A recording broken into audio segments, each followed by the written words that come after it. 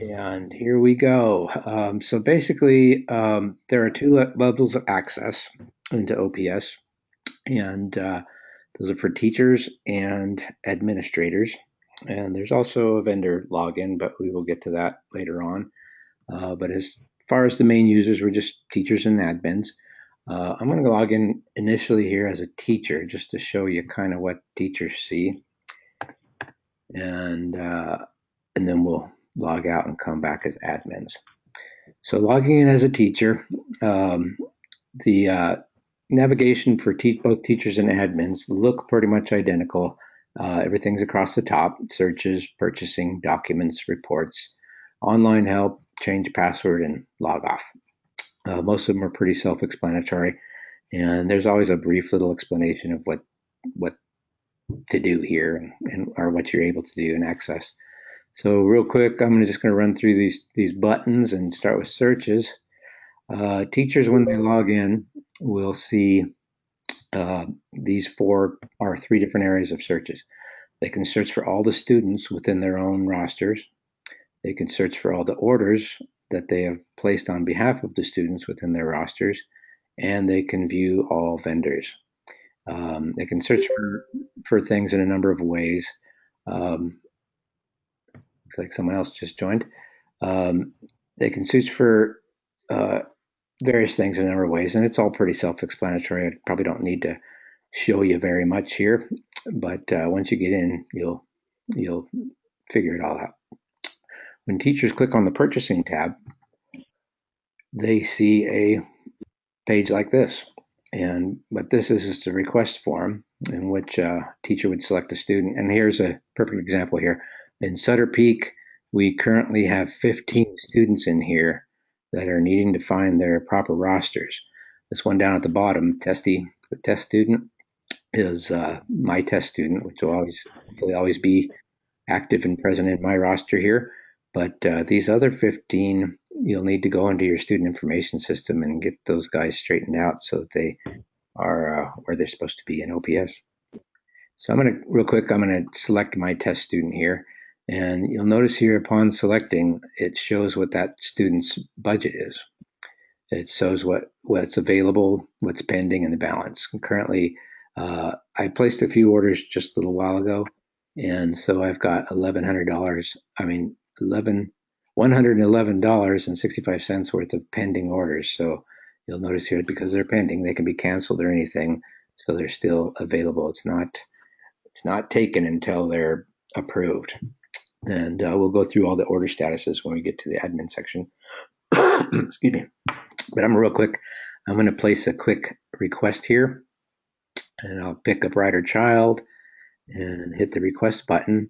And basically, they're just real quick, so I better show you these things. EMR requests are educational material resources. VCI requests are vendor course instruction. So anything from violin lessons to math tutors to karate, you name it. And anything that is outside an outside teacher or outside instruction that has a cost associated with it. College course requests are CC requests, and that's something that can be very flexible as computer ISP software requests. Some schools use them different ways, but um, they were designed for college courses, books, and any fees associated. As with this, if there's tablets or software or whatever that is purchased on behalf of a student, then you use that. Activity requests are non-vendor specific expenses, such as field trips and things of that nature. So if there's a cost associated, we track the costs and pull those from student budgets. So So I've those would be, go ahead. sorry, so those would be costs that the school's paying for up front, but that we're not ordering from the student's budget, right? No, those come from the student budgets. Yes. Yes. Everything in here basically affects student budgets. So um, if you have a cost that the school's paying for, uh, we're not really tracking that. However, there are ways to do that by Sorry, adding. I worded that wrong. It's a cost associated with the student. That's not a purchase order for a vendor or supply order. Right, right. Absolutely. So if 50 students go and it's $10 a person, then you have that whole amount, and you would enter that for each individual student, so that they're each being their budget's being dinged for $10, and hopefully you wrote the check for the right amount. And anyway, there's some things that are kind of out of your control, in terms of how much is paid and whatnot. But OPS tracks everything very accurately. And if other departments are doing other things, then there's no telling. But everything should be tracked accurately in OPS. But I'm going to go ahead and place a quick request here for this test student, and I've selected a Brighter Child as a vendor in an EMR request. And these numbers here are numbers of items, and right now they all have some defaults in there, but those defaults can be changed to anything. Can be 20 if you're ordering 20 items. But we set it at 8 as a default, and that seems to work out pretty well. And if you use if you're asking for 8 lines, meaning 1, 2, 3, 4, 5, 6, 7, 8, then if you don't use all of them, only use one, that's fine too. So, and when selecting, you always have to choose a category, and these are your different subject categories that you have given us, and hopefully they're all right. And so I'm going to go ahead and quickly place a request. Ooh, 1, 2, 3, and test non-consumable here. And you'll notice here it says consumable, yes, no. Well, it's a non-consumable, so we'll just keep it a no. And cost $20. One item at $20, and you'll notice down here that it keeps a running total of what you're spending. And so we'll do I'm going to do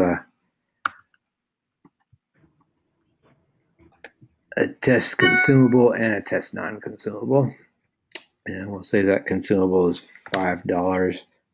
Whoops, $5, and now you'll see this goes up to $25, adding it to the request. And then you will also note down here that it's keeping a total of what you're spending. And I'm going to proceed to checkout. On this screen, we'll see the items that I entered. And at this point, you can make any adjustments. Say, oh, well, that's going to be $6 for that consumable bit. Total changes. And I will update this order since I made a change. And then since I'm happy now, I'm going to hit confirm request. And it now shows that it's been confirmed. If I want to look at the order details, I will see here that I have another couple of figures that were added in here because it was at 26. Well, it wasn't. Yeah, that's interesting. This isn't right here, is it? Although the math is adding up. That's interesting. Well, I'm going to look at that. Hold on a minute. Take a note here. Get that addressed. So anyhow, don't worry about that. We'll have that fixed. And so anyhow, the tax has been added, and the tax amount is the amount that you guys gave us, which is the tax rate for your area or your offices. And then the shipping is a $10 default amount that the purpose for that is to simply earmark some funds in that student's budget so that if there is shipping, typically the shipping is less than $10 depending on what the item is, how heavy it is, and how far it had to travel. Sometimes it could be over. If it is over, then that is dealt with at the invoice matching stage, which we will get to. And typically it's under. So anyhow, we just want to make sure students don't go over budget.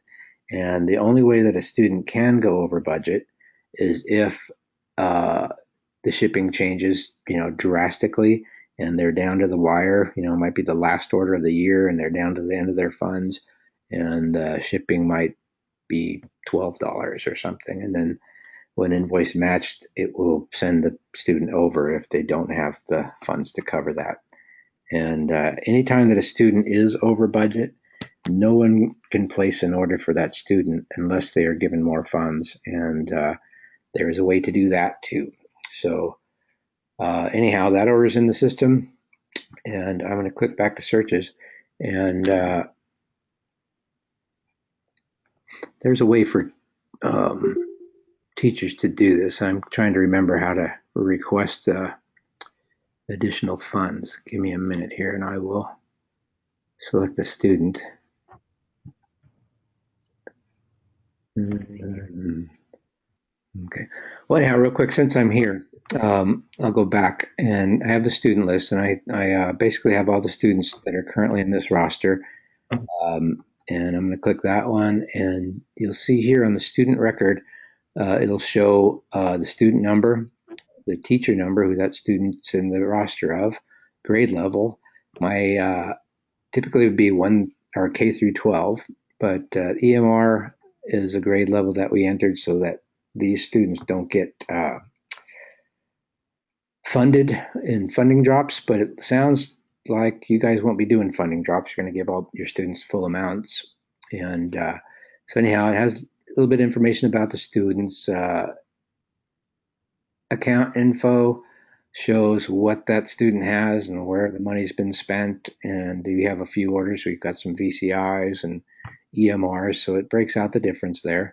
You'll see here that that consumable piece is separate from the non-consumable. The non-consumable, are basically items that should be returned, and non-consumable items usually stay in student inventory. Currently, there are none because the orders that I have right now are pending. Once those are received, they will show up in the student's inventory, so you can always see what the students have that needs to be returned to the school when they're finished using them. And and that's it also shows open orders, which is right now everything's open because everything's pending, and the order that I just placed in addition to the ones I did earlier today. And then all orders would include, everything that goes way back. Some are probably invoice matched and paid, and so it keeps a record of everything for every student. And in the documents section, we just have these two training manuals that you guys can access at any time. And we can have other documents in here, and we can also categorize them and have them in different sections.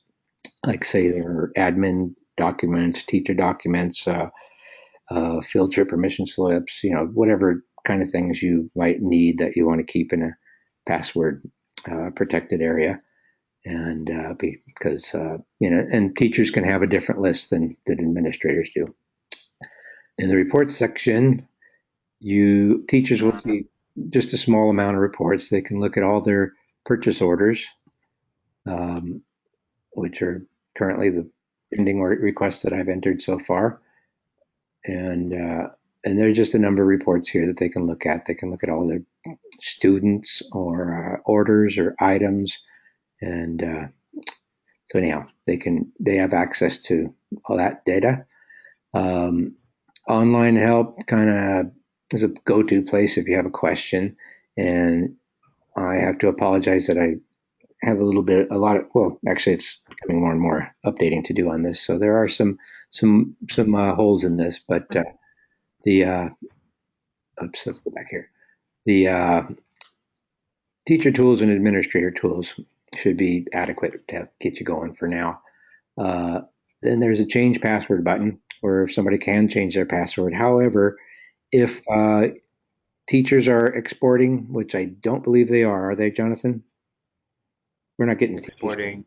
We're not getting teachers from your student information system, are we? Yeah. Just students?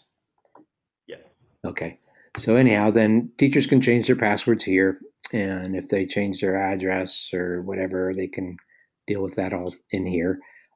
Teacher addresses, however, are the ship to address on the PO.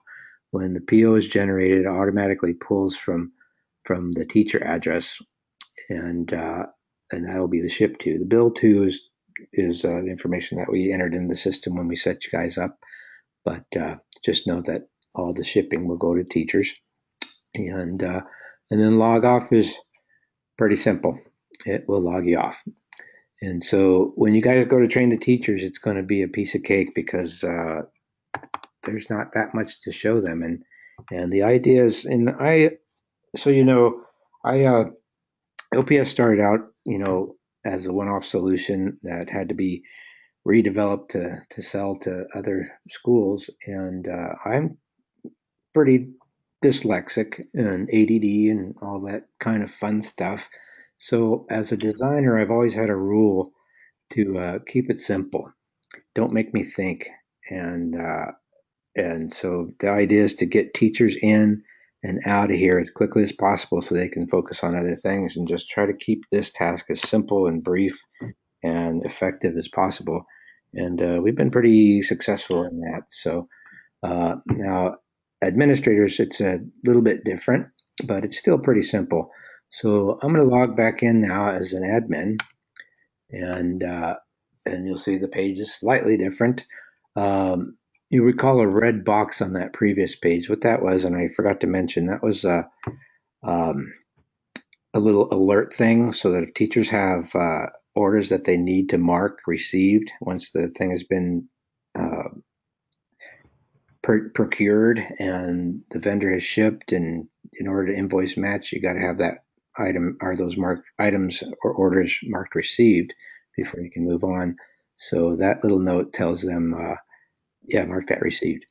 And so anyhow, it helps give teachers a little nudge. And so anyhow, you'll notice here that the tool bar up here, the navigation bar rather, is looks identical, but the results on clicking these will be different. As an administrator, you now have the ability to search for all students school-wide, all teachers, and all vendors. Unlike the teacher searches, you cannot search orders on this page because that will be in the purchasing section. To add a student, you click Add Student, and you can enter a new student there. To modify a student, you select the student that you wish to modify, and where's my test? In case I do any accidental changes, I don't want to change anybody real. So anyhow, you can modify student. You can enter various things for that will affect the SACS code, and and you can also transfer the student to another teacher. Um, and I guess you don't really need to modify students too much, but anyhow, you can.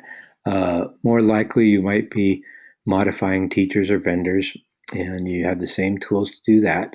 When searching for all students, you would have to find their status first, and if they're active, you'll find all active students. If there are inactive students, which there are none in your roster right now, but to see all students, you select active and search all, and all the students school-wide will appear here, and you can sort those however you like. You might want to sort by grade or name or region. You can select people within a particular county, and so anyhow, or you can sort them by teacher, and so anyhow, that's that. Same kind of stuff goes for teachers and whatnot. And also, let me show you something here on modify teacher. I will select the identity that I'm currently logged in with, which is Guy Stokely, and you'll see my two. I have 9999T and A. T is teacher, A is admin. So this is something that not everybody will be given permissions to modify teachers. That's something that should be kept in the hands of just a select few, so that people don't go around changing roles. Because especially if they are an administrator, administrators can be given permissions to do a lot of different things. Not every administrator is going to need to have access to do everything. So whoever is the what we call the super user admin, basically everything is set to yes. And the super users are typically the go-to people if anybody needs anything. Like for instance, can't remember my password. you don't want everybody to have access to everybody's passwords, every admin that is, but a few you might. So that would be set to yes and no on others. Some you don't want updating orders or doing manual adjustments or funding drops. So be careful and look at all your admins and provide the permissions that are appropriate for their role.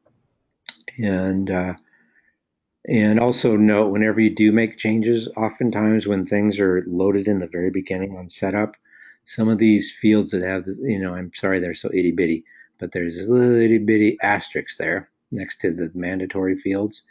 And I should probably make those red so that they appear a little bit more obviously. But anyhow, anything that's mandatory needs to be entered. And sometimes you might have had, some of those blank when we set you up initially, and then when you go to make a change, they're going to ask for that to be completed, and it's kind of a real pain because it'll keep clicking you back. So just make sure that all those asterisks are filled in, because each time you do, it's going to make you re-enter and reconfirm your password. It gets annoying. So anyhow, that's that. I didn't make any changes that I want to. Well, you know what? I'm going to leave myself as a super user, and we'll just call that done. Okay, now back to the purchasing tab. Administrators can search for orders a whole lot of different ways, and you can order by status, and the statuses of orders, and this is an important part too to be aware of. All orders come in the system as pending, and pending orders that come in, I call them requests at that time, and they need to be approved or processed. Some schools go directly to processed and skip the whole approved thing because the person doing the procuring is the approver. Others have people who go in and search for pending orders and look at everything and approve them. And then the rules are that the purchasing clerk uh, only look for approved fully orders, and anything else they just don't do anything with. Once approved fully, they can be advanced to processed.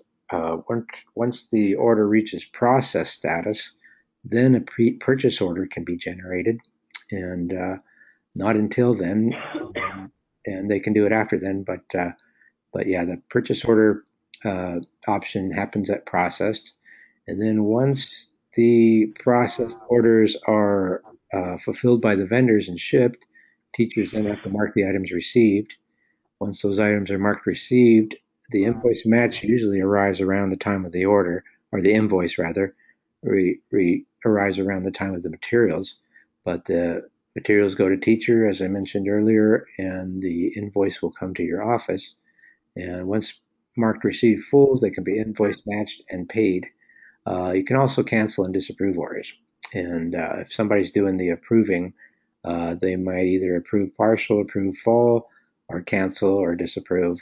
And whenever they do that, there's a place to put notes, and we'll touch on that here in a little bit. The order types are the orders we talked about on that request page: activity, uh, catalog, CC, EMR, VCI. You do not have a catalog set up.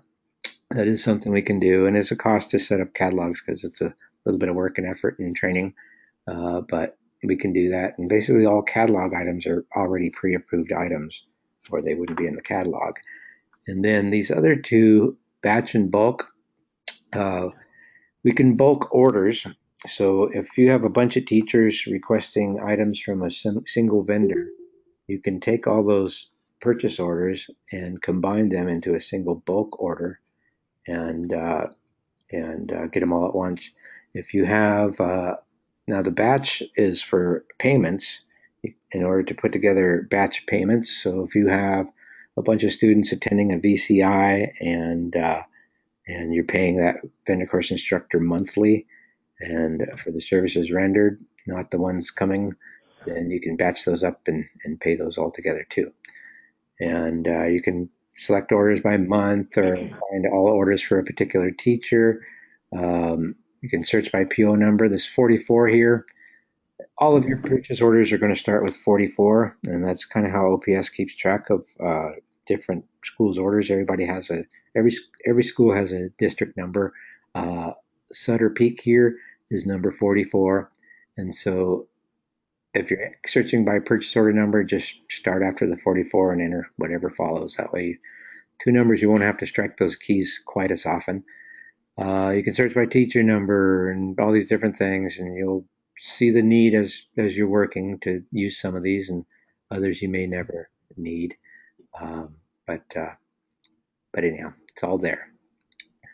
Any questions on that before I move on? Because I'm going to come back to this. So if you have any questions, hold on. You'll probably have better questions in a minute here. So anyhow, next section is student accounting updates. In this area, you can select a student from your roster. Wait, let me see. I'll select my test student, and you can make a manual adjustment to that student. And let's say I want to give this one another 100 and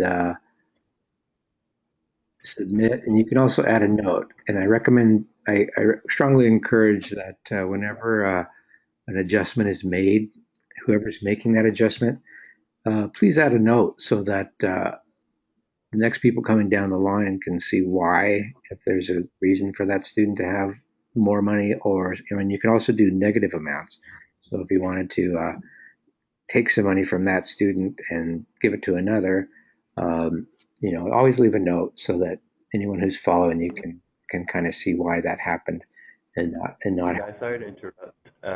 yes, But when you do the manual adjustments, can you track who did them? yes. See right here, Guy Stokely, Wednesday, July 26th, manual adjustment of $100 was made to this account. Got it. Okay. So, so the notes section basically is just so you can explain why you did that if you need to. And but yeah, it'll automatically document who did that. So that will definitely be easy to track who did that. Okay, and back to this, you can also do manual adjustments for multiple students.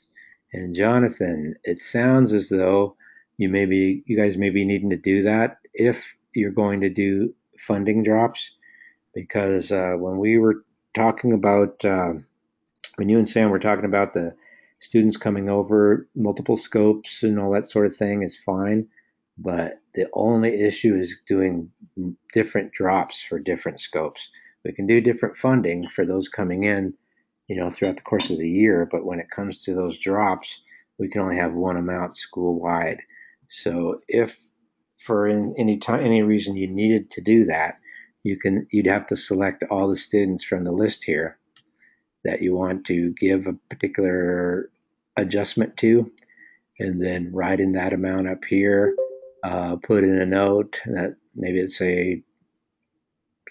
so much money was given to all students from such and such scope, and on whatever date by whomever, and then select the students, and then hit select, and it should go. So anyhow, back to purchasing real quick here.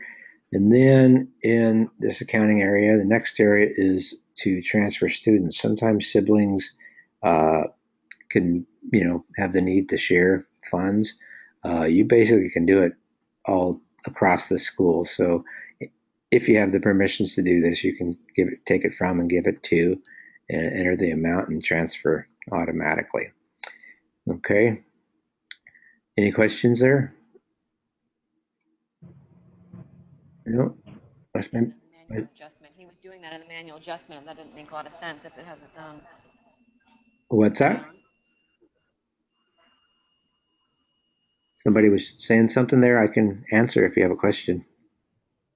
Nope, I'm good. Okay. All right. So, okay. Next section then is purchasing, and what this does is just like when a teacher logs in,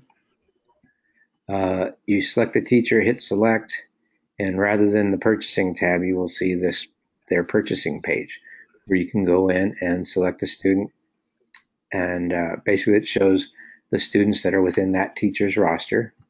And since I chose Joy Ball, those are Joy Ball students, and same kind of thing we just did. Once you select the student, it will display their funds here, and then you can place an order just as we did there. In fact, you know what? I'm gonna. No, I'm not. I was going to say I'll place another order, but we've been through that once. I won't waste your time by watching that again, unless you want to see that. But we're going to get back into the orders here in a minute as we start to process them. And so anyhow, we also have the ability in this next section to do multiple order processing. So if you have a vendor that has quite a few pending orders, you can advance those, here. You can select by, teachers, um, order status. So basically, you select the order status that they are. So you look for all pending orders. Say, for instance, for such and such vendor or such and such teacher, you want to advance those from pending to approved full. You can do it all at once, but you're doing that without looking. And so some people, you know, I would discourage from doing this because some people get in a hurry and don't look. But if you're going to do that, pay attention because that could get you in trouble. And I mean, it's not terrible trouble, but you just have to go back and do some unraveling, and it's good to avoid that. VCIs at a glance will show all your VCI orders, and it'll show you what the lessons are, and who the vendor is, and I also entered a test VCI vendor for you guys to play with too, if you want to just kind of do some things and not have an actual vendor say, hey, what are these orders? So play with that whenever you do the playing around or testing.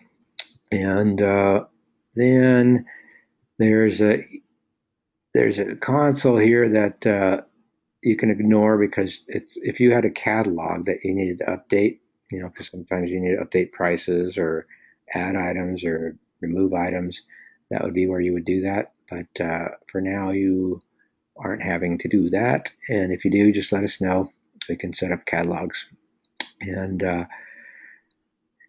far as batch payments, we talked about being able to batch a whole bunch of EMRs. If you had a whole bunch of EMRs at invoice match status here for the same vendor, they'll show up here.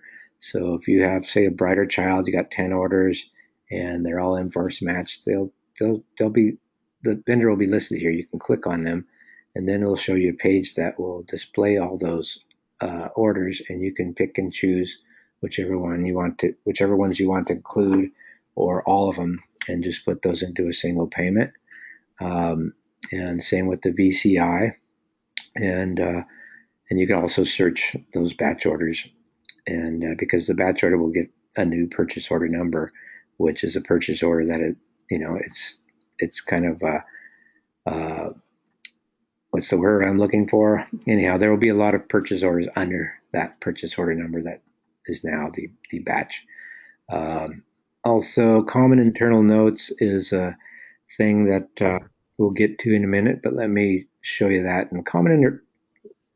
And with each of the request forms, there's a communication tools where the admins can talk to the teachers, say if items need to be canceled or items are discontinued or anything about an item. If there's going to be delays or whatever, you can communicate, back and forth on that. And sometimes there are things that you have to say over and over and over to teacher after teacher after teacher, and it's the same blah blah blah after over and over. So you can do a common internal notes, and basically you would add it here.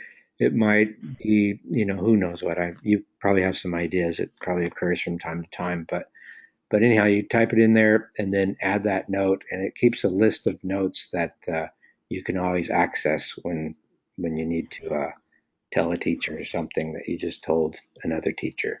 And so anyhow, that's what that is. So back to purchasing. I'm going to do as though I am either I don't know, an admin approver or an admin purchasing clerk, and I'm going to search for all pending orders.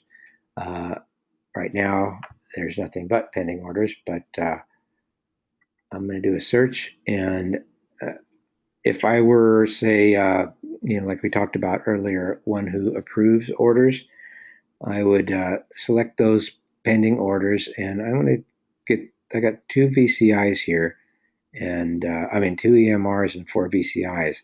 These VCIs that are listed are actually only two VCIs, but they're each for 2 months. And you know what? Let me jump back here. I'm going to show you what a VCI order looks like as I'm placing one. And I'm going to select my test identity and select my test student, and then choose a VCI vendor. And and then let's see, we got any art? There's some fired arts. There's an art lab. Okay, so I select the category and call it art. And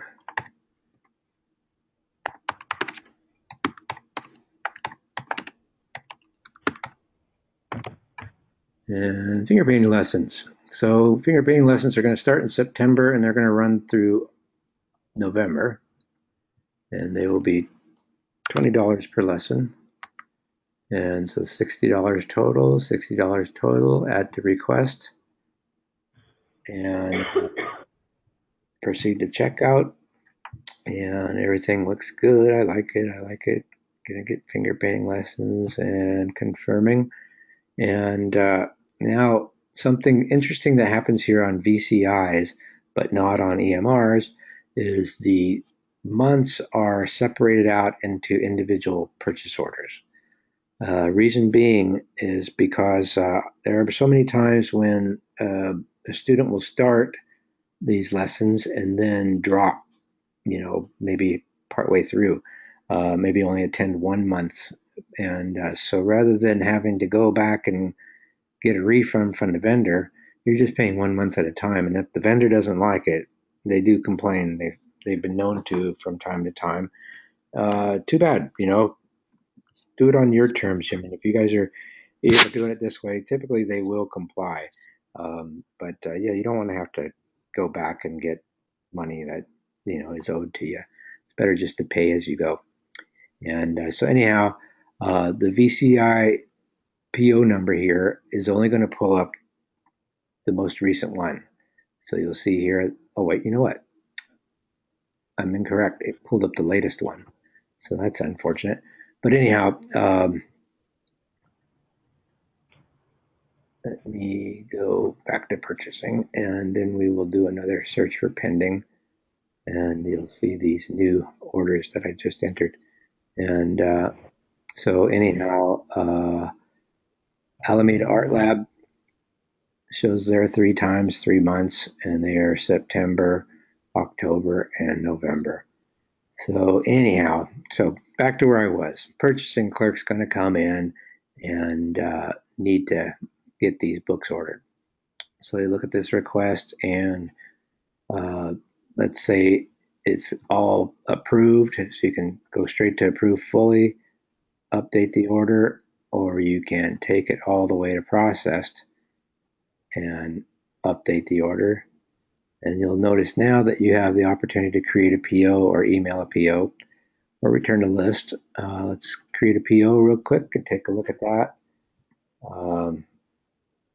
You'll see here that your PO footer that you added some terms and things on are here. And I would, let me see.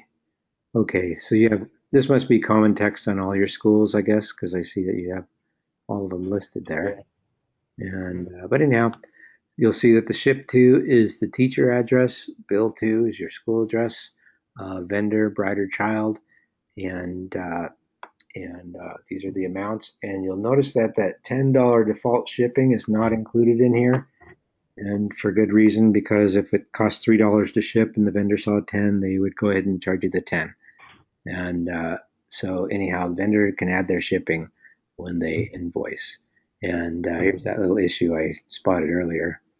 I changed the price to 6 and it stayed at 5 here, but I will get to the bottom of that. And so you won't see that again. Okay, so then we return to list, and you'll notice that I did a search for pending orders. So that one that I just changed from pending to processed is no longer in the list. I'll do the same thing here. Update the order. And take a look at the PO. And and also, let me go back. I'm going to do the email PO. So now if this vendor would prefer that the email be emailed, the PO be emailed, you can do that. And up at the top here, the reply to address will be the email of the person who is logged in. The send to address will be the email that is associated with the vendor record. Anyone else that you want to have, like some schools email teachers, or if there are two purchasing clerks, they will be sure and include each other so that they don't overlap in their work and things of that nature. So anyhow, you can add as many emails in here separated by a comma, and then hit send, and it will go off to them. And I'm not going to do this, but because we're going to cancel this order when I'm done. And if you guys are going to do some testing, and I would encourage you to do so, be sure and cancel your orders so they don't mistakenly get sent to vendor and shipped, and you guys get billed. And also, you might want to use my test account as much as possible so that it always looks like tests and less likely to get confused. And so anyhow, let's go back to purchasing. Oh, you know what? I didn't want to do that. I wanted to go back to list. So anyhow, you'll see now that those two EMRs that I just dealt with are all done, and they're gone. They're no longer in the list because they're now, you would find those in a processed list. And let's go ahead and do a quick September VCI too. And it's the same deal. You basically process it, update it, and you can create a PO, email a PO, and same kind of thing. And you can also duplicate this order. That's another thing I forgot to mention. Oftentimes, you might have a group of students needing the same books or going to the same VCI. You can duplicate that order by simply selecting who you want to duplicate it for, and then confirm, and it'll create another order. I'm not going to do that because I don't want to associate an order with any of the students that are currently in your list, but it's easy to do. And then let's say I'm a teacher now, and I'm going to do something. I'm going to cheat here. Pardon me. But these processed EMRs, let's say they arrived, and the teacher's job to mark these from processed to received, but the admin also has the ability to do that. I would encourage you to insist that your teachers mark items received. Whoever they ship to should be responsible for making sure that everything is included in the shipment and nothing is missing. And if anything is missing, they basically need to let somebody know. And one way to do so is say, this was received, and you'll notice that order status, and item status are kind of the same but different. So it's currently at process. I will mark one of these to received, and you'll notice that it's now received partial. If I were to mark this received full, both items would be marked received. But if, for instance, this consumable didn't arrive, we'll go ahead and set that back to process, and we're waiting for it. And then you can add an internal note here saying only got one item.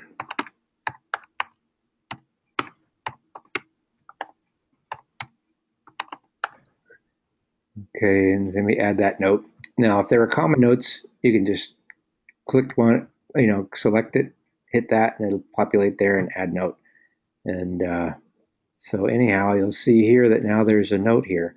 If the admin wants to write back and say,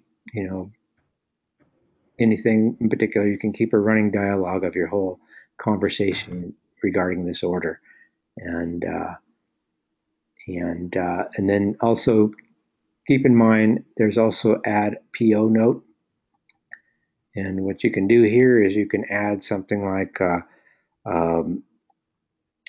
packages have been disappearing from doorsteps in our neighborhood. In this neighborhood, please be sure and deliver around the side of the house or under the patio and back, or some kind of thing. If there's something specific like that, and you could probably think of a lot of things. I can't think of anything, but anyhow, you have the ability to add something to the purchase order itself, so that the vendor will know when shipping, or anything of that nature.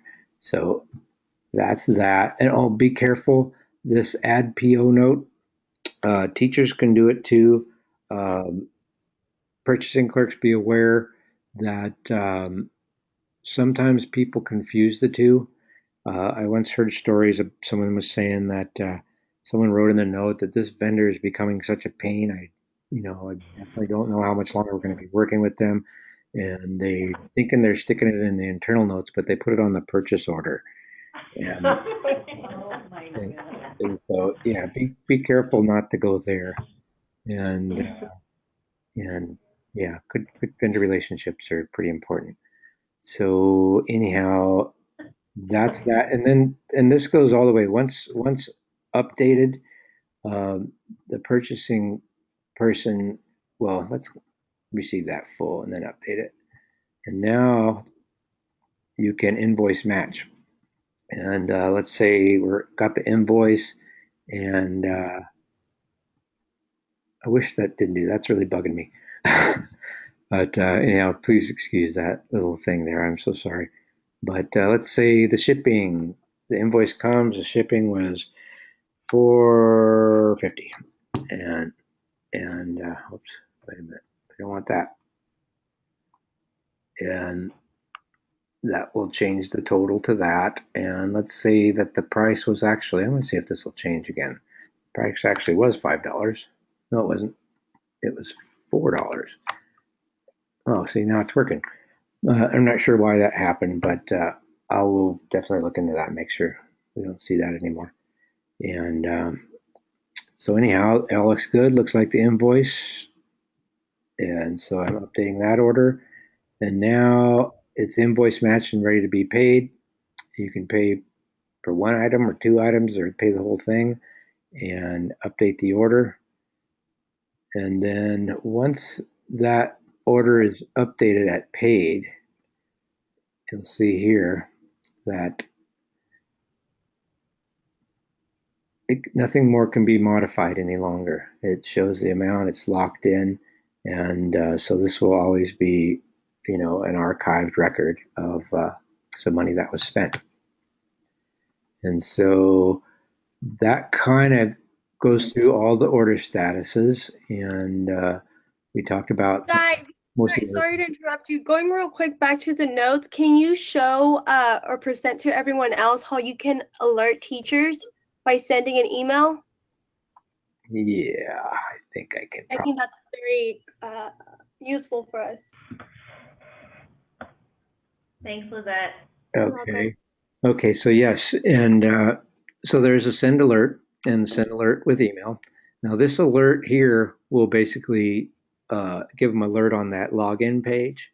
If you need to get their attention and you're not sure they're going to be logging in right away, you can do this, and that same alert saying that your attention is requested on this order, uh, and they can go in and it'll send that order number, and so they can log in. And then when they log in, that alert will also appear on their login page, and then there will be a little link there if there's an alert sent.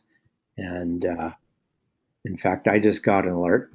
I don't know if you saw that thing pop across my screen, but it kind of said I got an email, got an alert, and my attention's requested on such and such order.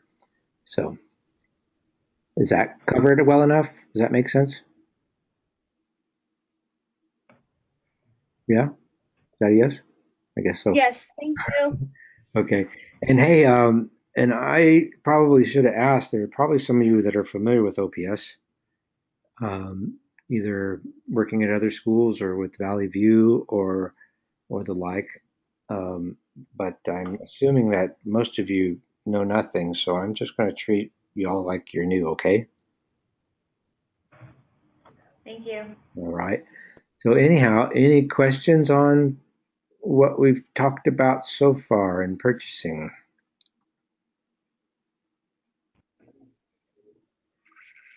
No? I must be doing pretty good then. That's amazing. Because I have been painfully bashful my whole life, and so talking to 15 to 25 people is usually terrifying for me. It's awesome that I can't see you because now I can feel brave. But so anyhow, moving on. Documents. Document section. You can list all sorts of things in here. Like I mentioned with the teachers. Currently, you have none, but feel free if you have something that you want password protected that you want to share with teachers and admins. Let us know. We can put them in there and make them available for download. And download, obviously, just by clicking on the icon that suggests what kind of file it is. And we can do Excel templates, non-modifiable Word documents, or PDFs. And yeah, so if you have different forms that you want to share with your school, with your staff, let us know. We'll put them in there. In the report section, we looked at the reports for teachers, and you saw that there was just a handful of reports there. As an administrator, you can access all sorts of information, and there's no data in the system that you cannot access freely by simply choosing and clicking. So active student report, for instance, clicking that, it gives you a big, fat, long list that will show you, the students' funds, what they've used, what they've got pending, what's available, their SACS code type entries that we've put in there, you know, their teacher, whatever, everything you need to know. That's the active students. And then we have active admin reports. So currently the admins in the system are, looks like we've got Deborah, Jonathan, Danielle, Denise, Heather, myself, and Christy. If there are any other admins needing to be entered, that would be up to you guys. Whoever's going to be super user can add them and give them appropriate permissions. As for teachers, same kind of thing. You can access all the teachers. And is this all the teachers you have in Sutter Peak? Must be. That's probably about right, I guess. Sutter Peak's a smaller school, so I imagine that Heritage Peak would have a lot more teachers as well as students. And I think I mentioned I didn't use that one because that's still in the process of being populated. We just got students in a little while ago, and as Jonathan and Sam continue to work out the issues there, that will be ready for everybody to get into pretty soon. So just like with the teachers, online help is probably going to be getting some updates before long, but it can still help. Change passwords, same thing. You can't change permissions, and this is only to change the person who is logged in. You can't change anybody else. If you want to change anybody else, you got to go back to searches, select modify, and find the person. Log off is pretty simple, and I think I've covered everything in a nutshell. Are there any questions?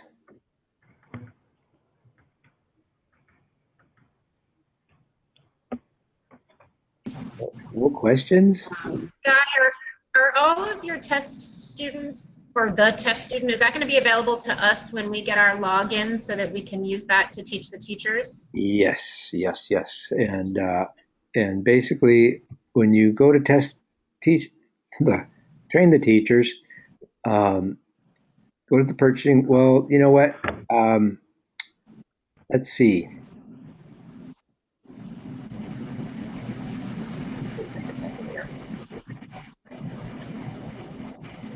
What you can do is you might want to write this down. I'm going to give it to you all right now. And let's see. I'm going to go to modify.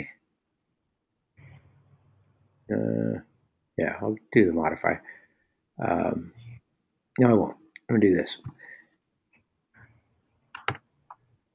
So I'm selecting my test teacher from the teacher search.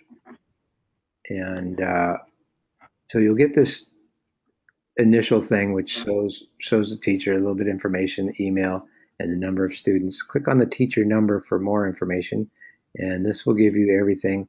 And oftentimes, whoever's going to be the go-to that all the teachers go to when they say, "I can't remember my password," or for some reason I can't log in. You go to this, pull up that teacher record, click on the number, get this page with a little more information, and click on the password info, and you can tell that teacher, well, it's because your name's Guy Stokely and your password's Scion Teach. So you might want to take and write this down, this access, because if you type in this user and this password, you can log in as my teacher. That way, when you're doing the training, you can do it that way and not and make some fake orders and not have to. Just be careful that you don't submit those because the vendor may send them to that teacher address, and also if you wanted to modify that teacher address, because currently I just made up an address, 123 Easy Street, unspecified city. And if you want to add your office address there, so just in case anything did ship, it would ship to you rather than, who knows where. I don't think that zip code is real, so it probably wouldn't get too far. But anyway, you can do that. You have the options, and so yes, use this teacher identity when you train the teachers, and just be sure and log in using this access. And if you ever need again, I just showed you how to do it, and I don't expect you'll remember. But in this first few months of starting out, schools usually have a lot of questions, and we're pretty busy dealing with people that are new to the system. But after a few months, it's pretty simple, and we quit hearing from people, and that's usually suggesting things are running smoothly and everything's good. So yeah, just know that if This is Deborah with Sutter Peak. I'm logged in as Denise right now. How do our teachers get their usernames and passwords? just like basically all the teachers right now, I believe. Let's go see here. I'm going to look at a report, and I'm going to do active teacher report, and let's see. Does this show passwords? It doesn't appear to show passwords. Yeah, these emails are not correct for us. Who's responsible for making those correct? You guys. So if you want to change teacher email, go to purchasing, select teacher to modify, and choose a teacher, select, and then here's where you can make any changes that you need to do. If you need to give them the correct email, do so there. And just once again, make sure that all these things are available, because as soon as you change that email, see this little asterisk here? It's going to want that phone number. It's not going to let you go any further until you enter that phone number. So, and the reason why these are not in, because we didn't have these pieces of information when we loaded your teachers into the system. And so that happens frequently where we, have some incomplete fields in those um, yellow columns, Jonathan.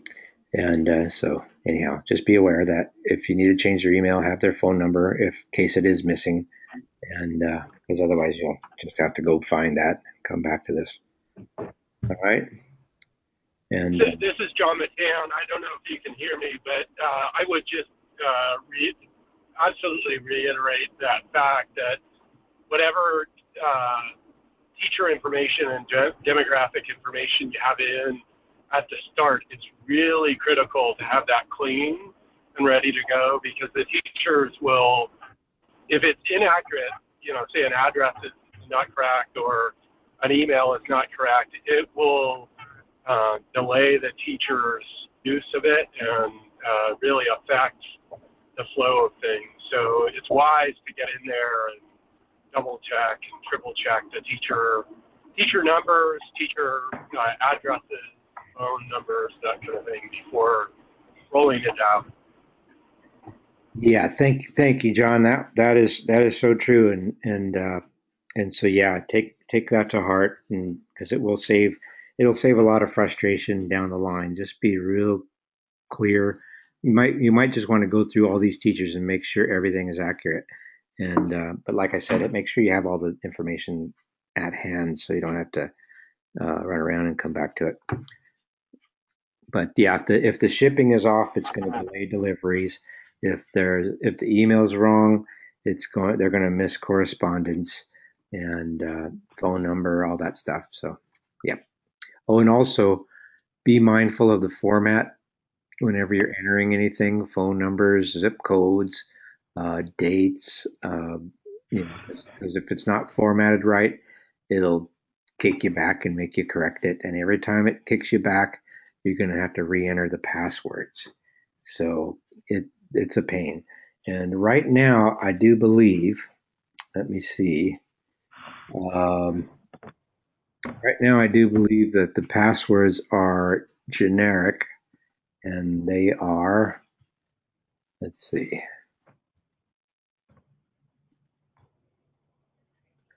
Change passwords. So it's change PA55WORD.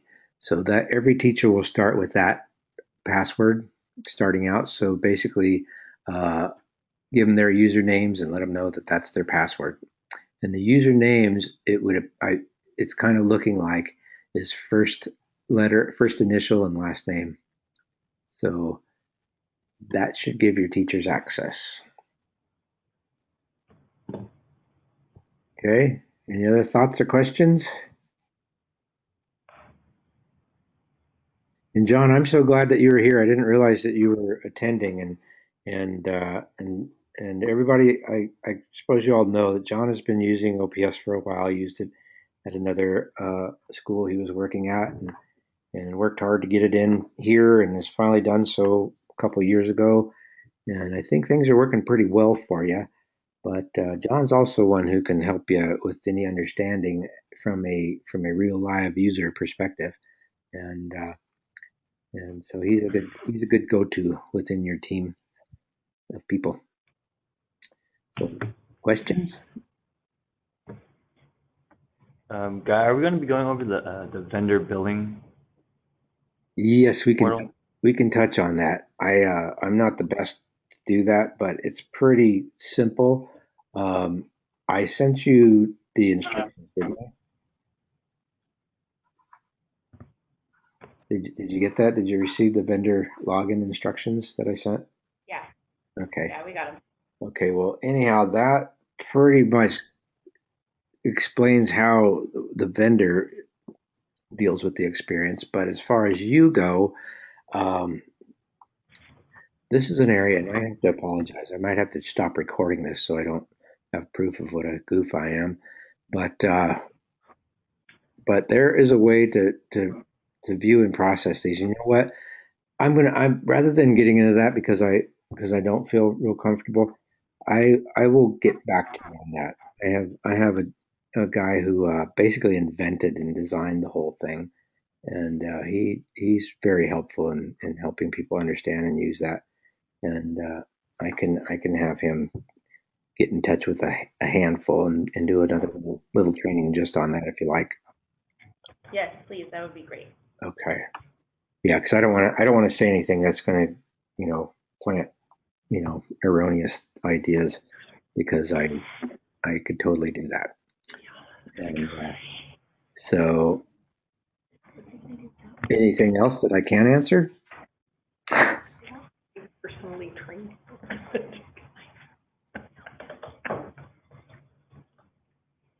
I guess I did pretty good, huh? No, not too many questions. Not too many questions. Thank you. So, all right then. So, I guess we are pretty much ready to wrap it up then. If there are no further questions, there will be questions, I know, as you guys get into things and start realizing that you might bump into a wall or something, and just let us know, and we'll talk you through it. And just know that everything's pretty simple, and there's usually a logical solution to everything that you might stumble on, and we're happy to help. Okay. Thank you, guys. So are we done? I think so. Okay. Well, I hope this was helpful, and I hope I didn't confuse anybody. But and yes, we will get back to that vendor login piece, and I'll try to get back to you as quickly as possible. And there's probably only be a couple of you that need that, right?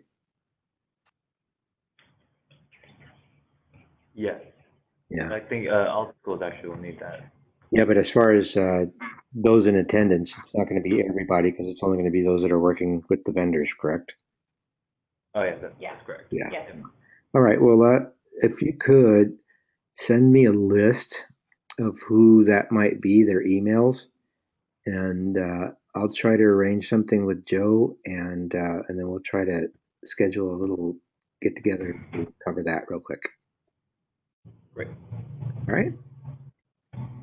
All right, everybody. Well, thank you very much. You've been a very respectful, quiet audience, and I hope everything made sense. And like I said, we'll clarify if it didn't as we get into it. All right. Well, thanks a lot, you guys.